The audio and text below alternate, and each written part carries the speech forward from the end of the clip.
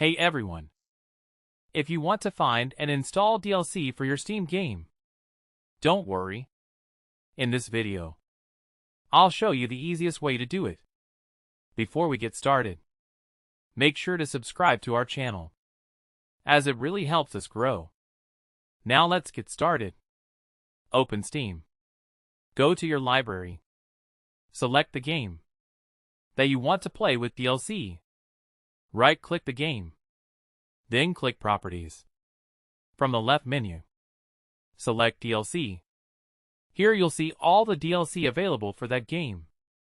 If you already own a DLC, simply check the box next to it. Steam will automatically start downloading it. Wait for the download to finish. Then launch your game and enjoy your DLC. That's it. If this video helped you, don't forget to like the video. Subscribe to our channel for more helpful tutorials. If you're still having any problems, leave a comment below. We'll do our best to help you. Thanks for watching.